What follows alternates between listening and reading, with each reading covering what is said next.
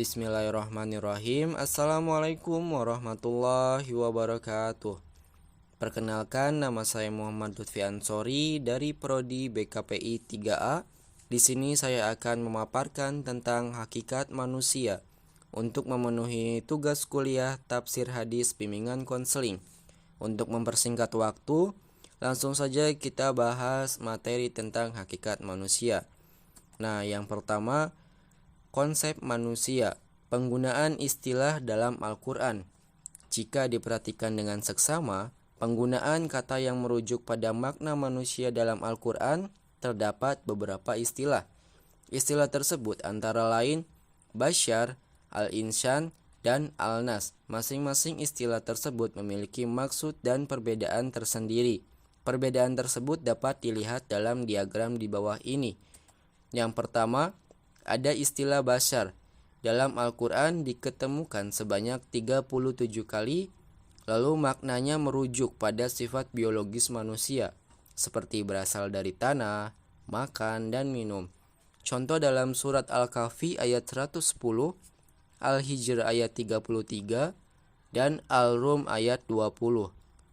Lalu yang kedua ada Al-Insan. Istilah Al-Insan dalam Al-Quran diketemukan sebanyak 65 kali, lalu maknanya merujuk pada sifat psikologis atau spiritual manusia sebagai makhluk yang berpikir, diberi ilmu, dan mengemban amanah. Contohnya dalam surat Al-Alaq ayat 5 dan Al-Ahzab ayat 72. Nah, yang ketiga ada Al-Nas. Dalam Al-Quran diketemukan sebanyak 240 kali, lalu maknanya merujuk pada sifat manusia sebagai makhluk sosial atau kolektif. Contohnya dalam Al-Quran surat Al-Zumar ayat 27. Lalu ada persamaan dengan makhluk lain. Secara umum, antara manusia dengan makhluk Allah yang lainnya seperti jin, malaikat, dan yang lain memiliki kesamaan dari sisi orientasi atau tujuan penciptaannya, yakni sama-sama diberi tugas untuk beribadah kepada Allah Subhanahu wa Ta'ala. Namun demikian, dalam kenyataannya terdapat kelompok ciptaan Allah yang lain yang membantah terhadap perintah Allah, yakni iblis dan syaitan.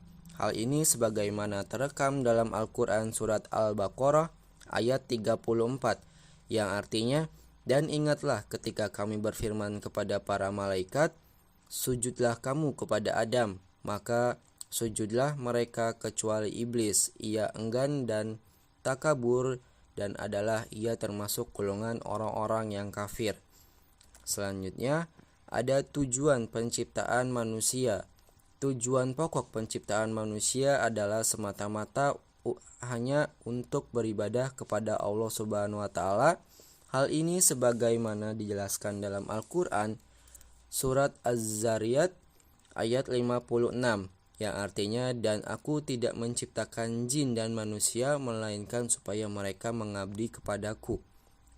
Menurut para ulama, ibadah yang dimaksud dalam ayat tersebut adalah ibadah yang menyangkut hubungan manusia dengan Allah Subhanahu wa Ta'ala, madloh atau vertikal, maupun hubungan manusia dengan sesamanya, horizontal.